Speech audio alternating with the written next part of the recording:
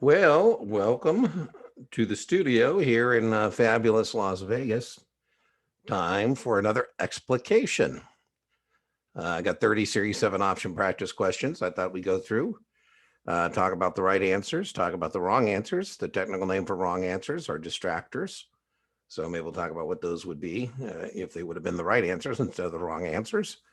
And you can use this to practice, drill, and rehearse if you'd like by just hitting the pause button and like question number one, try and answer it and then hit the resume button and see if you got it right. So hope your options are coming along well.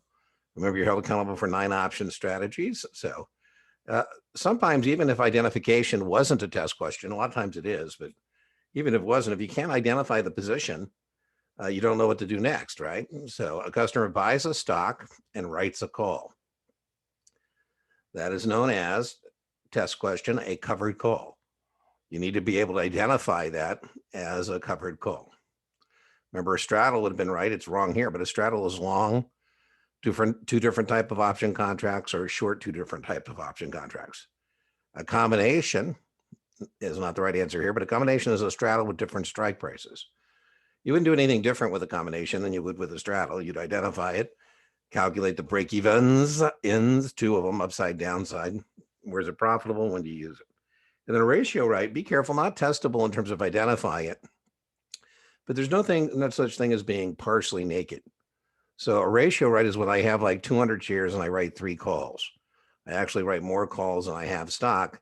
The only test implication there is to realize that if I have 200 shares and I write 3 calls, it has unlimited risk. Don't struggle with the idea that, well, you're only naked on 100. No, it doesn't matter. All right, number 2. Number 2 says, just want to make sure I got my thing here. Number 2, all the following are advantages of a covered call except a customer generates additional income. That is very much true. And that is definitely a suitability question, right? If a customer wants to generate additional income or supplement dividend income, he should do a covered call. So we're looking for something that is false. A is true. A customer keeps any dividends on the stock that pays between the right and the expiration. Indeed. So, the way I used to explain this to customers is there's 3 sources of profit. I say, Mr. Jones, there's 3 sources of profit. One source of profit is the premium we're going to collect for agreeing to sell high stock we just bought low. Another source of profit is the premium, and another source is the dividends we receive along the way. Another source is the difference between the break even to the strike. So B is definitely true. A customer can use premium for partial price decline prediction. Indeed, you're going to lower your out-of-pocket cost by writing the call. So if I buy 100 shares of Apple at 132 and I write the 135 call for 8, that's 8 points of price decline protection.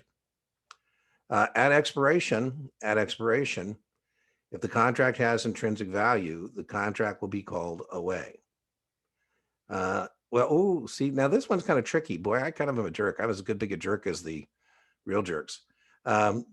D is true, but that's not an advantage. That is a disadvantage.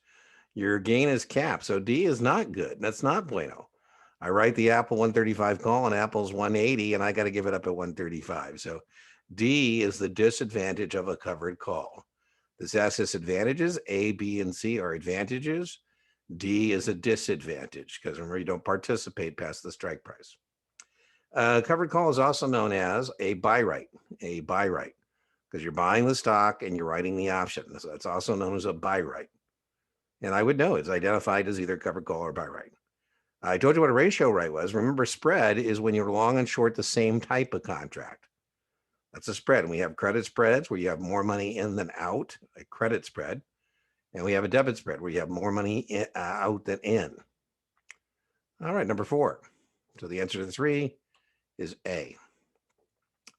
A customer buys 100 shares of BFD at 41. Which of the following would bring in most premium income? Now, as I mentioned, some of the times when I'm doing practice questions for you, unlike the test, which is a balance of easy and difficult questions, I only ask you sometimes the most difficult questions you could expect to see. And so what I'm trying to test you on here, I don't think this is legit as something you're seeing on your exam, but the intellectual takeaway, I think, is legit. And what I'm trying to get at in this question is that lower strike call contracts always have greater premiums. right? Lower strike call contracts always have greater premiums. And so the one that'll bring in the most money is A, because that's the lower strike. You know, choices to buy at lower prices are more desirable. People like me in this question who are selling them know that and charge accordingly. By the way, if I buy 100 shares of BFD at 41 and I agree to sell it at 40, that's called a bearish covered call. A bearish covered call is when I agree to sell at a lower price. So, you know, we have three types of covered calls on the exam. We have bearish covered calls. 4A is a bearish covered call because I'm buying the stock at 41. I'm agreeing to sell it at 40. A neutral covered call is when I agree to sell at the strike price. And a bullish covered call is when I agree to sell at a higher strike price. By the way, the higher the strike, the more participation I'll have, but the less income, more bullish I'm going to be. So the answer 4 is A. 5 is basically the setup, the same setup, right? We buy 100 shares of BFD at 41, which would be the most bullish. And again, what I'm getting at here is what would give you the most participation on the upside, which would be D, because now I get the difference between 41 to 45, that 14 points, plus the premium. So I'm not going to get as much premium for D versus A. You know, again, very difficult, sophisticated questions here I'm asking, but I like the takeaway. And what we're hoping is that when you're doing options at some point, it sounds less and less of a foreign language rather than more and more. All right, so we finally actually give you some numbers here to do. So if you'd like to figure out the break even on that, go ahead and kill the pause the video now. And when you think you've got the right answer, why don't you try number 6 and 7? And if you're going to use this as practice drill and rehearse, and when you've done your got your answer, go ahead and come back on. Okay, well, if you hit the pause button, now you've hit the resume button. Let's see how you did. Let's see how you did. So, you know, there's a lot of ways to do options, as you probably have know if you've been hanging out with Dean any length of time, that I like to be able to track monies in and out of the account. That's how I like to proceed. And so, boy, whenever you see 100 shares on your exam, you got to say, okay, well, this is not a speculative position. This is a hedge position. This is a stock plus an option. And so I paid 41 for the stock. I brought in 3 points for the option. And if you take me up on my T idea, which is, you know, the T, then you don't need to memorize that the break even in a covered call is stock cost plus premium. So you can memorize stock cost less premium. But if you get it at the T, the setup, if you get good at the setup, then you can just go through the answer set until you find one that makes the columns balance. So I just keep plugging those numbers in until I get one. I go, oh, boom. So you can either memorize that the break even in a covered call, and that's what this is stock cost less premium, 41 plus minus 3. By the way, this is the one time and the one time only that we have a call and it's not call up. And the reason it's not call up is because, again, it's not a option position. All right, so let's look at the next one. The next one says, what is the maximum gain? What is the maximum gain? Well, here, remember, we said earlier that you don't participate past the strike price. So you got to give that up, the stock. If you don't give up that stock at 45, you shouldn't have done this contract. So now, again, some people like to net these out. That's completely up to you. You know, the danger is make sure when you're netting columns that you actually, you know, remember what you did. So I don't typically like to add this bottom column just because I like to make sure I've got stuff I'm looking at that I put in there from market action. But, you know, process, whatever your process is. Some people, for example, like to say, well, I'm out 41 for the stock and I brought in 3 points for the option. And so my break even is 38.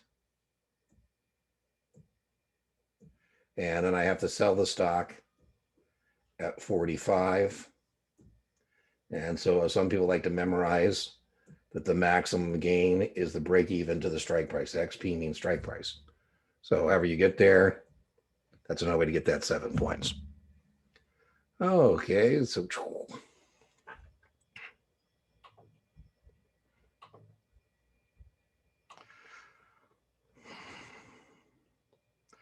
basically this is the same covered call again. It's the same covered call. We're buying 100 shares, same buy right. We're buying 100 shares at 45. And we're writing a 45 call at 3. And again, I like this one here because what we're testing you on in question 8 is, do you understand that you don't participate past the strike price? You don't participate past the strike price. So again, here's our setup, 41 and 3. And remember, we said we'd give up the stock at 45. So it doesn't matter that that's 51. We have to give it up at 45. You don't participate past the strike price, right? So 45 or higher, that's it. Game over. 45, stock gets called away. Stock is 38. So again, same setup. So it says the stock's at 38. And so if you're going to take Dean up on his thing, you say, okay, well, it's at 38. Let me plug that in there. Let's see, the customer has a gain. And this is dollars out, and that's dollars in. As I said, some people like use plus signs, but you know, whatever floats your boat. Nope. Has a loss? Nope. Yes, yep, that's what break even is. You have neither gain nor loss. Now, people don't do things to break even. People don't do things to break even. Again, same setup. Yeah, I'll just go ahead and clear it up. By the way, you want to practice just even making your T's, right? So, you know, if you're trying to make your T's to track money in and out. This is, by the way, a whole series of questions on covered calls. I'm tormenting you here in covered calls because you're going to get, you know, about 20 option questions on Series 7. And the vast majority are going to be the basics in a covered call. So I'm tormenting you on a covered call here. And so now we buy 100 shares at 41. We write the 45 call at 3. So that's, I call that the setup. That's our setup. And then it says the stock is at 30. And then it says, again, this is kind of important. You got to track this because the customer sells the stock. And the customer sells the stock when it's at 30.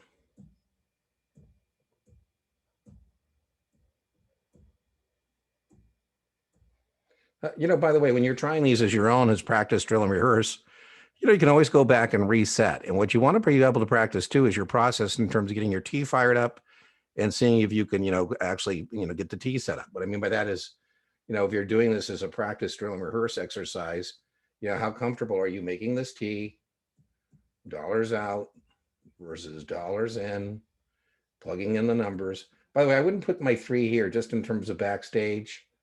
I always like to put my options and my stock on a different line so that if I have to do offsets, it's easier for me to see where those offsets are. So that's just me. All right, so that was number 10 in our journey of 30 option practice questions. I was trying to think of something that rhymes with dirty, so I could be clever in terms of you know, marketing, and I was going to call it the dirty 30, but then I thought, well, that's not politically correct. Oh well. So here we go again. So it's the same basic setup. We're buying 100 shares of BFD at 41. Remember, the stock always dominates. The stock always dominates. And so my T is going to be the same setup here again. You know, I'm buying the stock at 41.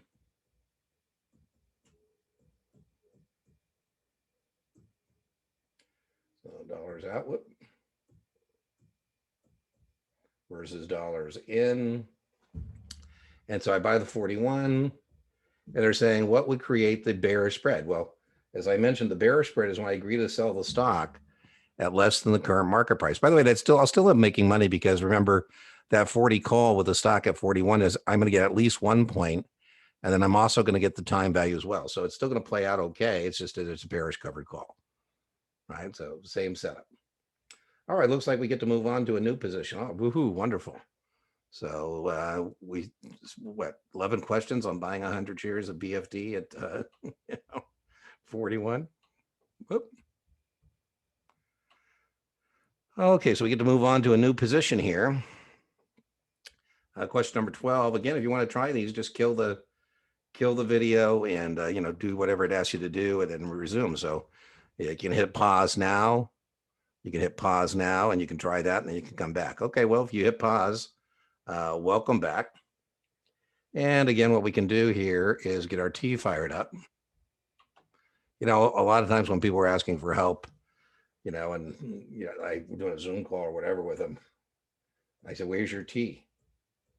Where's your tea? Where's your, you know, if you're not attacking, you know, if you're thinking you're sinking, you need to do something. And making a tea is a good way to kind of proceed if you're struggling uh, with the stuff. So make a tea and see if you can track the money in and out.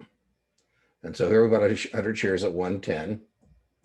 And so remember, neutral is when you agree to sell the stock. What I'm doing here is selling time value, but I'm buying the stock at 110 and I'm agreeing to sell it at 110. That's a neutral covered call. By the way, remember, I'm still going to have this premium that I'm going to collect. So whatever that number is, too, is going to go there. And remember, I'll get more premium for this because lower strike calls always have greater premiums. Well, again, it looks like that, again, we're going to torment you with a covered call again. So here we go, buy 100 shares at 110. I'm just scooting this up here. And so let's see if you want to kill it again and try your questions and see, you know, how you do. Now would be the time to do so. And I'll see you on the other side. Okay, well, welcome back. So again, what I believe in doing is making a T, dollars out versus dollars in. Again, you can do it any way you want, as long as you come up with the right answer. And, you know, again, at some point you're not struggling. That's an obligation to sell the stock at 120. And fourth, I got that 6. So again, this is not a re-lecture. So listen, I've actually put, I don't know, I think I was like 10 hours of video lectures on options, basically lecture 1, which is introduction and nomenclature of option contracts, lecture number 2, which is the basic positions. That was a 2-for-1 lecture. It's like 2 hours on options. It's received the most views, so I guess people out there like it. Then there's lecture 3, where I showed you these covered calls and protective puts and how to hedge a short stock position. That was lecture 3. Then there's lecture 4 on multiple option strategies. For lack of, you know, I didn't label it this, but lecture 5, I kind of, as a joke, said question mark. Lecture 5 is, you know, just 9 working examples where I made some T's and walk you through all the 9 you're held accountable for. And then that doesn't even count the 2 explicated Series 7 practice finals, which have another 15, 20 questions. So, you know, I haven't got as many, all the stuff up there. I'm trying to do, you know, I just started doing the YouTube channel in January. Was kind of my New Year's resolution. And so we are top heavy on options practice. So, you know, we'll have to get some more stuff on munis and some more stuff on mutual funds, but oh well. Anyway, so we bought the stock at 110. And then we wrote the 120 call at 6. And so there's my setup. And then it says the 120 call, what's my ideal closing price? Well, you know what I'd like to be able to do is do it again. So if the stock is 120, this thing expires, I get to go neener, neener, neener, and I get to do it again. So that would be ideal. Now you could either memorize that in the break even a covered call is the stock cost minus the premium. It's the one time and the one time only that we're, you know, not subtracting in a call situation. So here we paid 110 for the stock. We brought in 6 points for the option. So our break even is 104. You can either memorize that. As I mentioned, some people like to say, well, I'm out 110 for the stock. I brought in 6 points for the option. So I'm net out of pocket 104. But if you get good at the T, you can just shop the answer set and look for something that will make the columns balance. Look for something that will make the columns balance.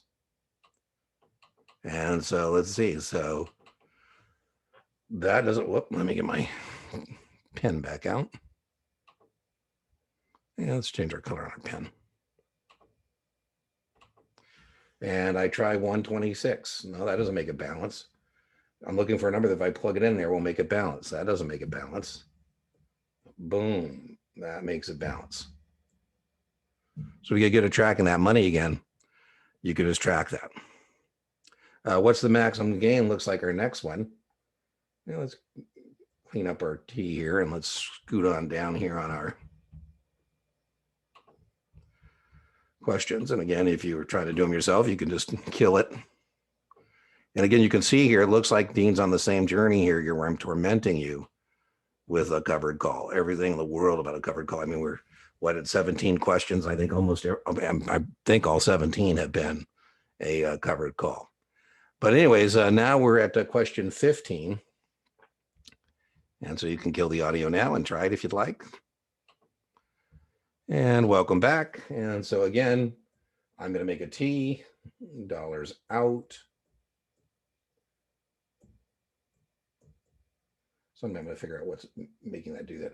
I've learned a lot from students this year. This is probably 2020 is the most I've ever learned from my students because I wasn't online. I was doing dry erase boards. They've taught me a lot of things. And if you happen to know, if you're one of the students out there and you happen to know why my annotation tool is always making this line, it'll come up again. You know, give me a heads up. Maybe there's something I don't know about using my stylus and my board. Anyways, here's the setup again. So we paid 110 for the stock, dollars out for that. We brought in 6 points for the option. We did the break even. Let's see. Let me move this thing out of the way. What is the maximum gain? Well, again, I got to give up the stock at 120. So there's a lot of ways to think of that. One way I could think of that is, I'm out 110. I brought in 6, so I'm not out of pocket 104, and I have to sell at 120. So the most I can make is 16 points. Remember, that's 16 points on a contract governing 100 shares. Or another way I could just do it is net out this and say, boom, I have to give up the stock there. So that's a couple ways to go on that.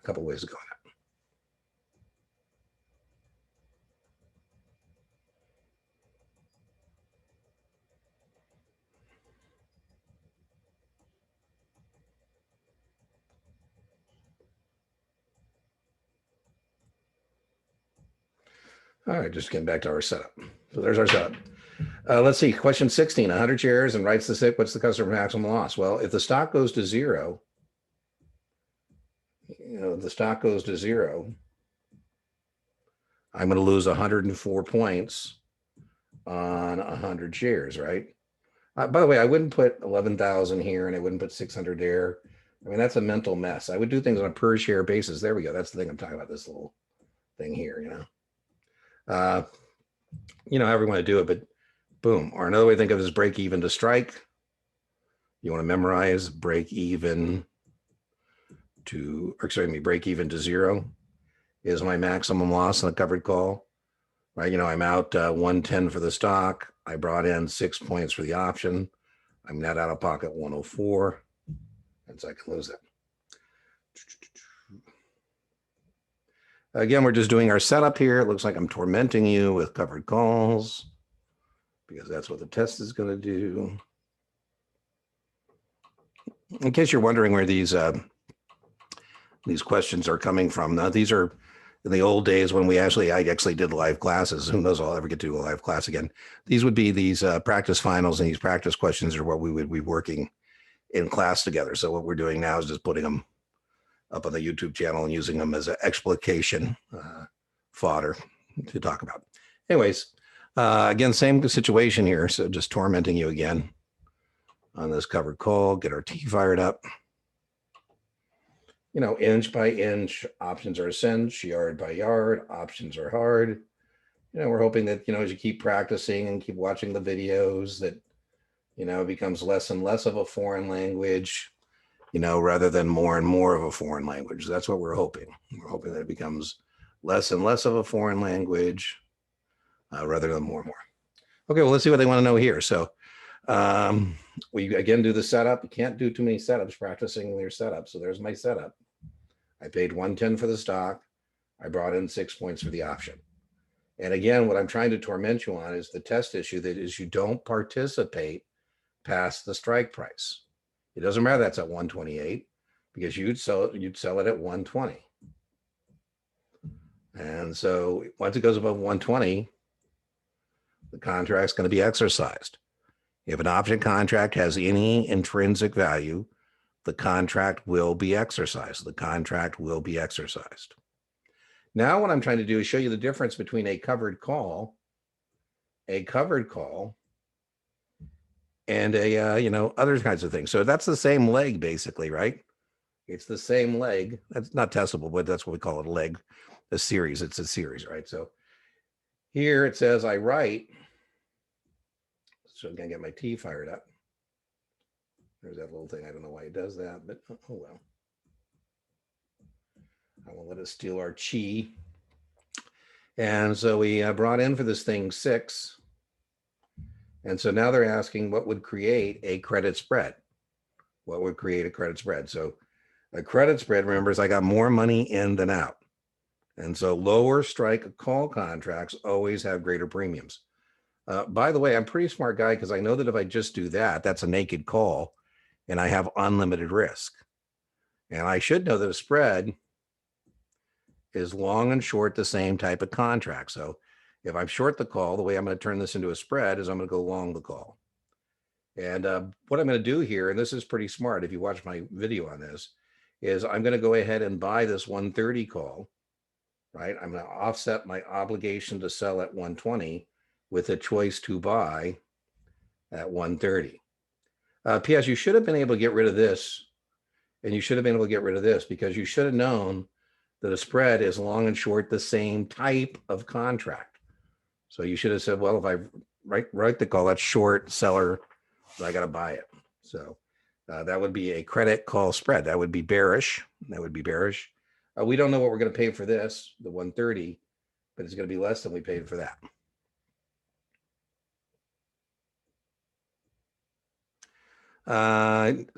Here, now they're saying which would be a debit spread. So again, the same base leg. It's always the same base leg we're looking at.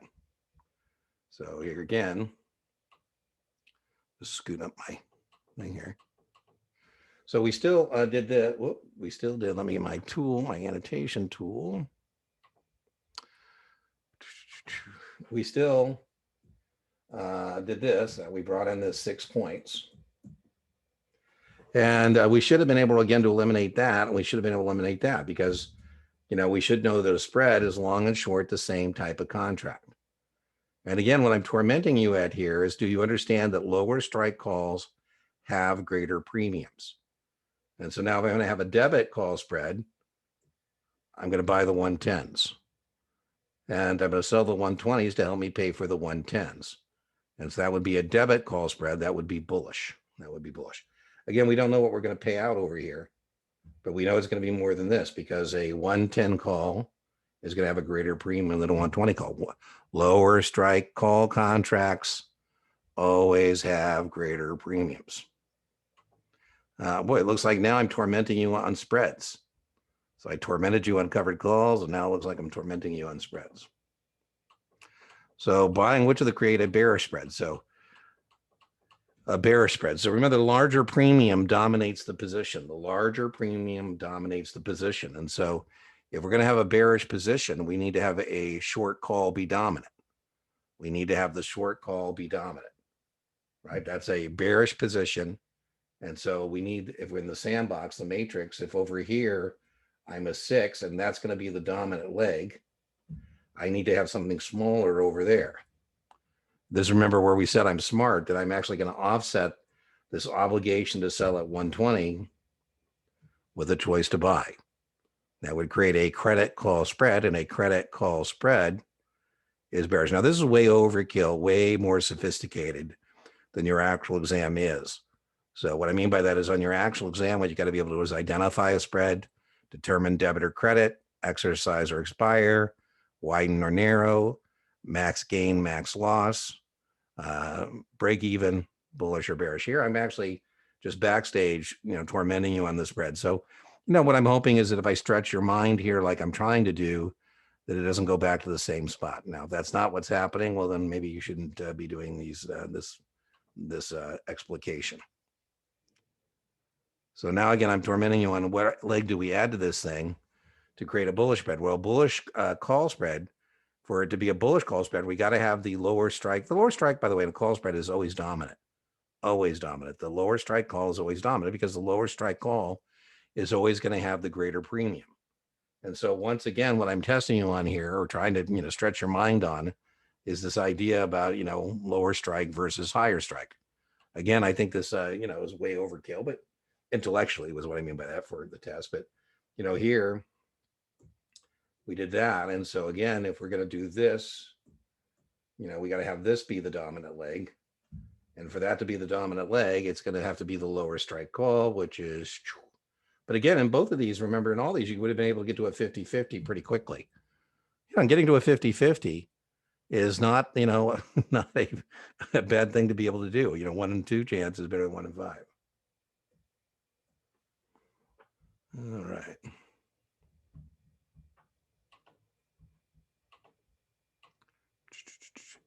Again, if you want to try this, just kill the video. Now's the time to kill it. And if you want to try it, you know, that would be the time to do so. All right. Well, welcome back. Welcome back. And again, if you're going to create, I'm testing you on here, test question, can you identify a straddle? You know, there's our strike price. Here's our market price. And a straddle is a long 2 different type of contracts or short 2 different type of contracts. So we're straddling the strike price here, which is 120. And so we wrote a 120 call. So to turn this into a straddle, we're going to write a 120 put. That would be a short straddle. We don't have the premiums, but to get the premiums, we would total the premiums, add it to the call, subtract it from the put. That would give us our break evens. It would be profitable in between those break evens. The ideal closing price at expiration would be 120.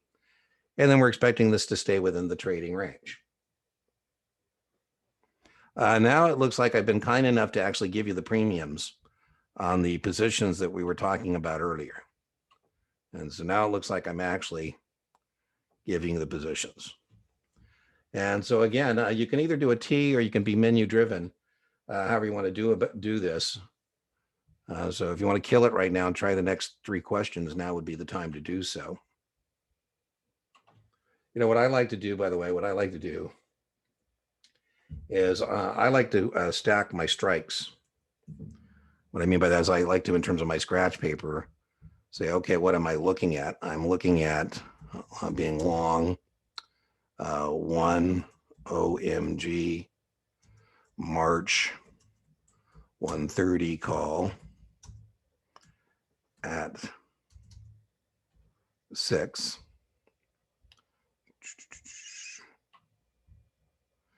And short 1 OMG March 120 call at 6. Whoop, it looks like I need to fix this. That's 1 at 6. So I like to put it on my scratch paper and have it in a format that I like to look at it. And I like to give myself some room to kind of, you know, make my analysis. You know, I like to line up my strikes and I like to line that up so I can look at that. Okay, so now I have it on my scratch paper. Now I have it on my scratch paper. So first thing I want to do is I want to identify it as a spread. So indeed, it's a spread. I'm long and short the same type of option. Now, the next thing I want to be able to do, by the way, I'm not even looking at these questions because if you do my menu, you've got my guarantee that whatever they want to know, you've got the answer. Now, you also might want to, let me undo that. Let me get myself a smaller font here.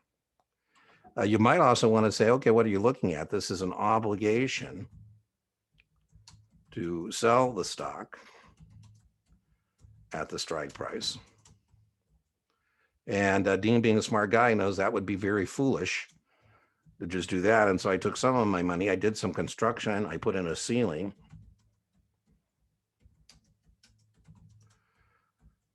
And so, you know, that's what that is in English, right? So if you get stuck, you know, you might want to even make a T. So maybe I want to make a T here. You know, whoop. And so I got a 120 call.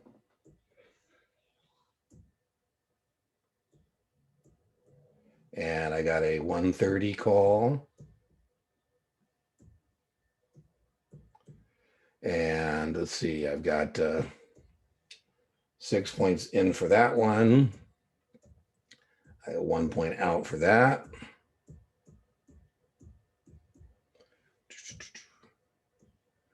And so if you've watched my videos, if you watch my video lectures, I told you that what I like to do in a spread is run a menu. And if you do my menu, you've got whatever they want to know, you've got my guarantee. So the first thing is we identify it as a spread.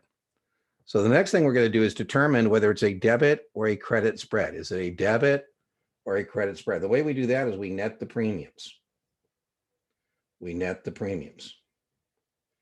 And so here, when we net the premiums, we find out that we have 5 points more in than we have out.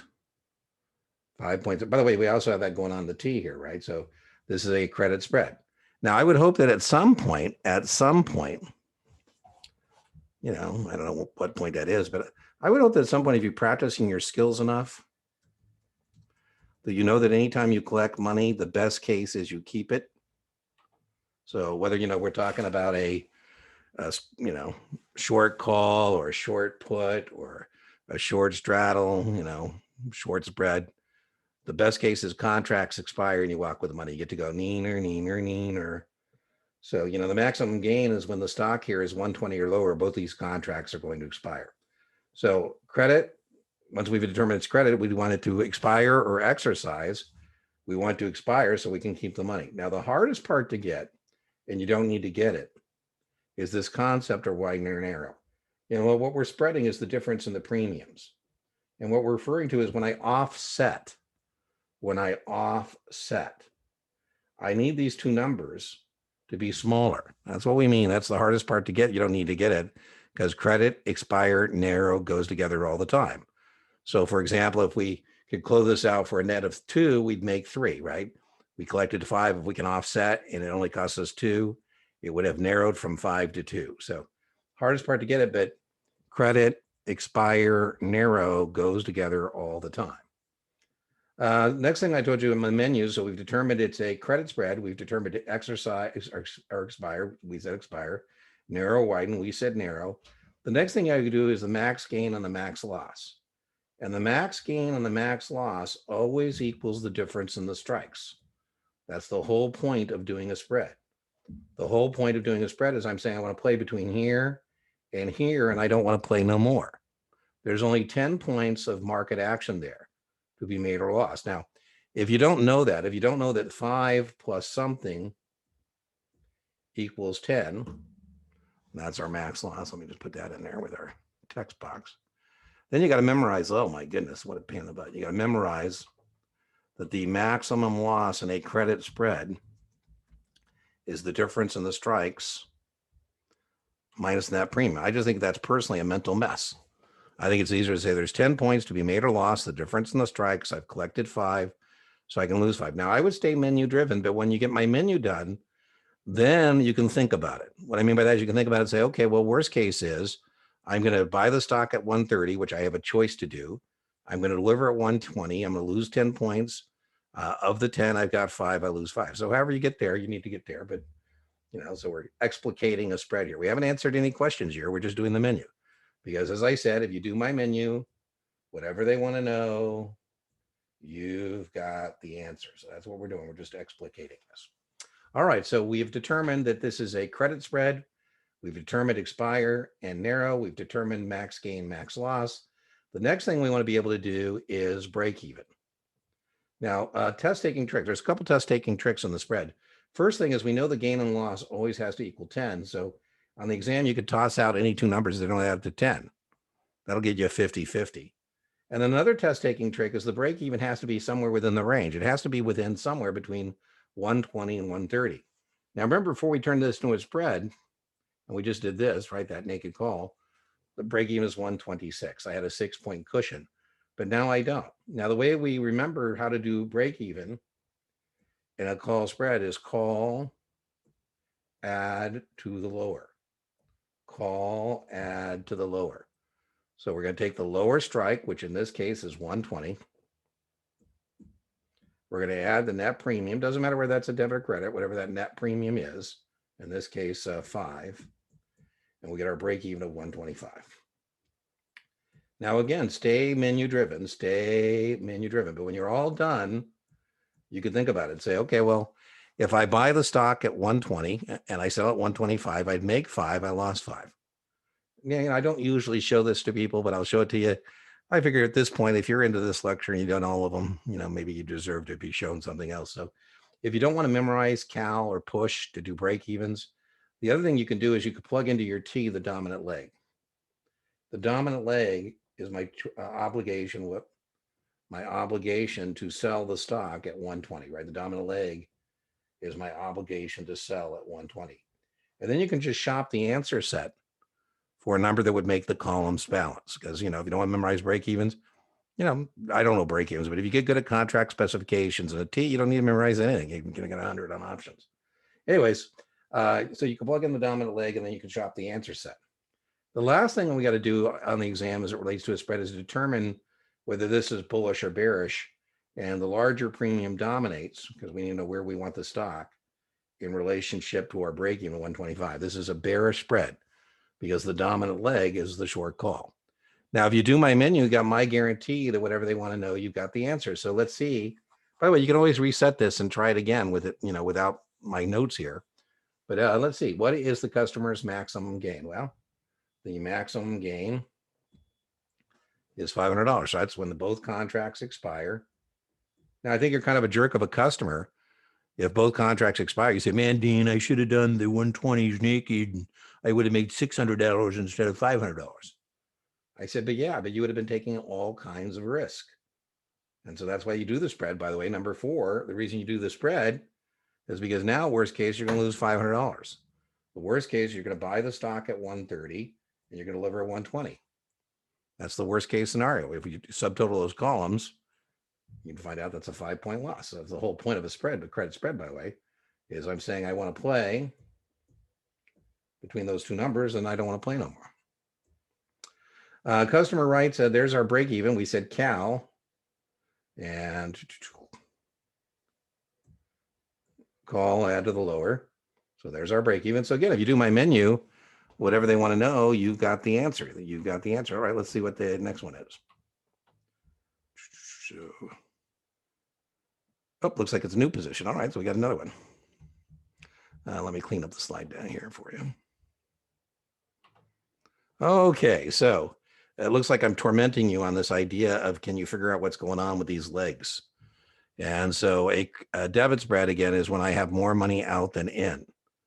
And so we said that lower strike call contracts always have greater premiums. Lower strike call contracts always have greater premiums. Now, the flip side of that is higher strike put contracts always have greater premiums. A choice to sell at a higher price, that's what this is, by the way, is a choice to sell the stock at 75, is always more desirable, and therefore it's going to have a higher premium.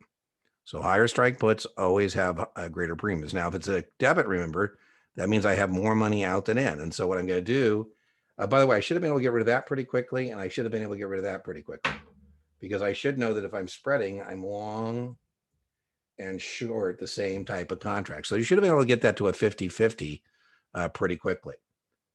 Not testable. What I'm going to do is sell the 60 puts to help me pay for the 75s. Debit spread is all about lowering my out-of-pocket cost. So I sell the 60 to help me pay for the 75s. Remember, this still is going to be 9 less whatever I get for the 60s. So I'm lowering my out-of-pocket cost. All right, let's see what's next here. I think there's 30 of them, so hang in there. Courage, I see land.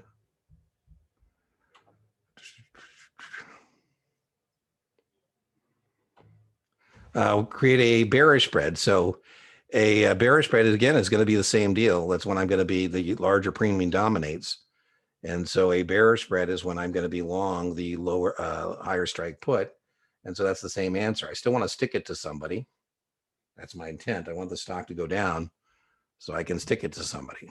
So it's the same basic position here. Again, you should have been able to get this pretty quickly, get rid of those, right? Because a spread is long and short the same type. Okay, now I gave you the premium. So let's go ahead and look at the premium here. And it looks like we got one last spread to do here before we call it a day. So you might want to kill it right now. You might want to kill and see if you can do this. And then come on back and we'll see how you did. I'm going to go ahead. I told you what I like to do. Welcome back. If you killed it, is I like to put it in a format that I like to make my analysis at. So again, what I'm going to do is I'm going to put it on my official Prometric scratch paper that I bought, one WTF September 75. Put at 9.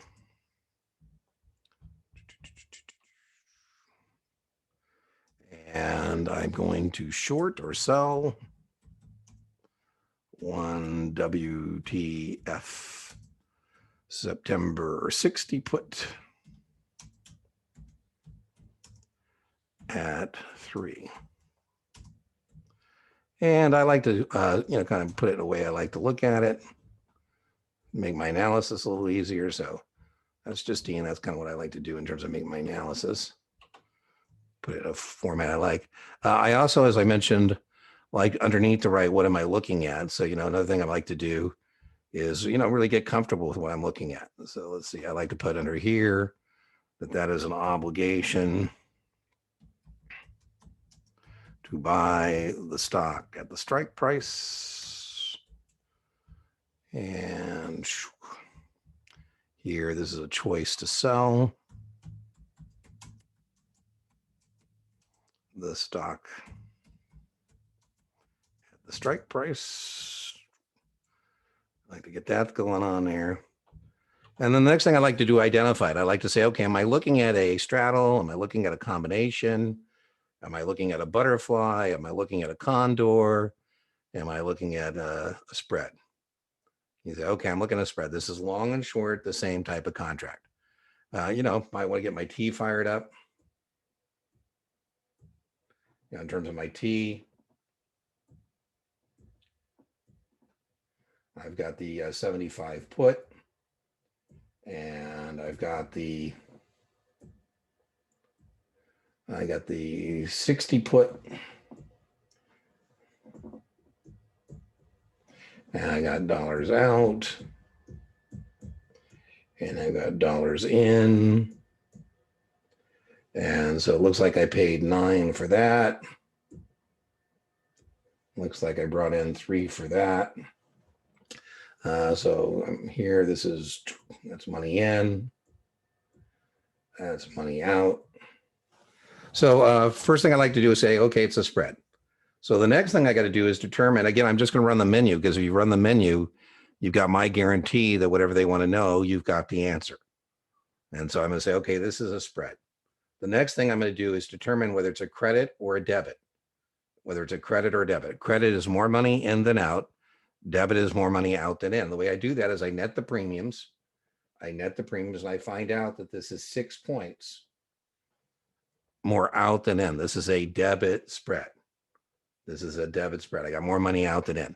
I always like to hope, again, this is just practice, but at some point I'm hoping you get pretty good at knowing that whether we're talking about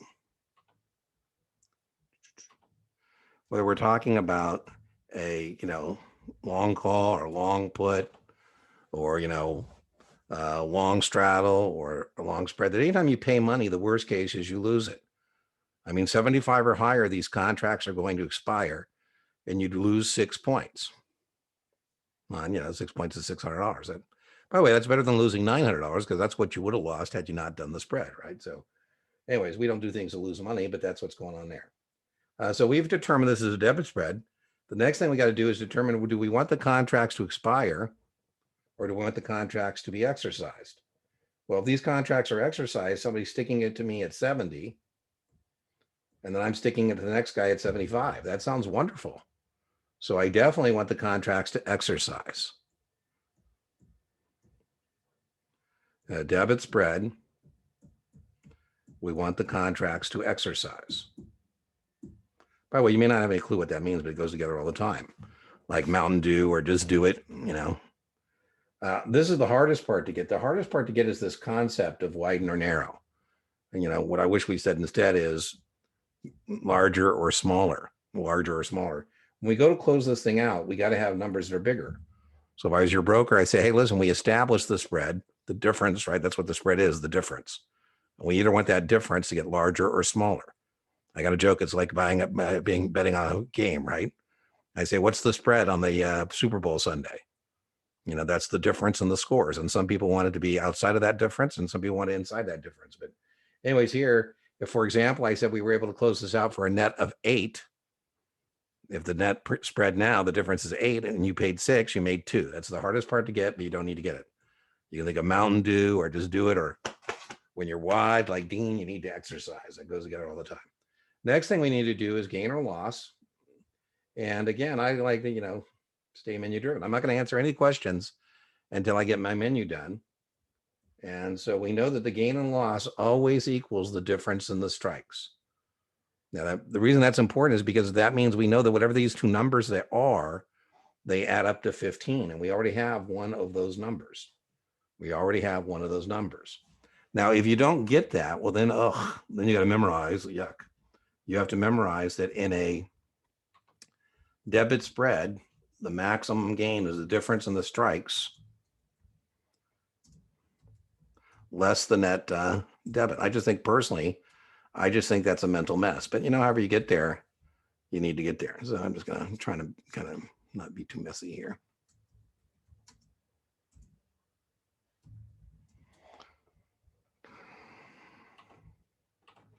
So what are those two numbers are? They add up. Oh, man. Whatever those two numbers are, they add up.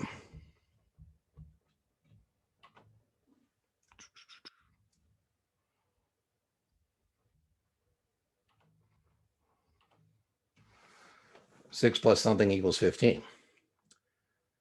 So after you get the menu done, then you can think about it. But, you know, here it's going to be 9. And after you get the menu, then you can think about it. You can say, okay, well, if somebody sticks it to me at 60, because I'm obliged to buy it at 60, and I stick it to the next guy at 75, I'm going to make 15 points. I spent 6, so I make 9. And so if you don't get the gain and loss equals 15, by the way, it'd be foolish on the test to take anything that doesn't add up to 15. But, you know, 15. So whatever those two numbers are. So you can either memorize the maximum gain at debit spread is the difference in the strikes minus the net debit, or you can just know, okay, well, there's 15. I spent 6. Next thing we got to do is break even. And if we're going to do break even, we use push. And that stands for put subtract from the higher. We're going to take the higher strike. We're going to subtract the net premium, which in this case is 6. And we get our break even of 69. A good way to remember that is push. Put subtract from the higher. Put subtract from the higher. So a good way to remember, to remember how we do this.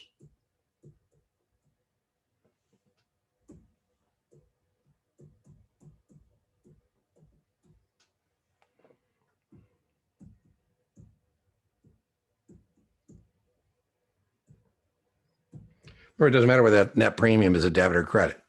Now, remember, if you don't want to do that, you can plug in the dominant leg. You could plug in the dominant leg. The dominant leg is my choice to sell at 75. And you could shop the answer set and know that it's an answer that would make the columns balance. And then the last thing you got to do is bullish or bearish. You got to determine where do you want the stock in relationship to this break even. And remember, the larger premium dominates, which here is a long put. So that is the thing. Now, we have some tricks that I shared with you in lectures like bulls, you know, some other tricks. This isn't the lecture on multiple option strategies. This is just an explication of 30 questions. All right, so let's see here what they want to know. Customer buys a 75 put at 9 and shorts a 60 put at 3. What's the maximum loss? It's the debit. Whenever you have a debit spread, the most you can lose is the debit. What is the break even? We determined that it's pushed. We determined it was 69. Again, this is just illustrating that if you do my menu, that whatever they want to know, you've got the answer. What is the customer's maximum gain? We said the maximum gain is when I stick it to somebody makes me buy it at 60 and I stick it to the next guy at 75, right? The max gain is 900. Woohoo! Oh, that was the wrong one. Sorry about that. Okay, so I hope you find these explications helpful. If you do, please hit the like button so I know when I'm going through the channel that people like it, and people like it, I'll do more of it. So, you know, if I don't get any likes, I guess, okay, well, that was a waste of some time. So let me just make sure we did them all. I think we did. I just want to make sure I think there were 30 here. And if you come up with some clever marketing name for the 30 practice questions, send that my way as well. I'll post this to the YouTube channel. I probably won't put it to the subreddit until later. So, but I'll go ahead and publish it to YouTube right away.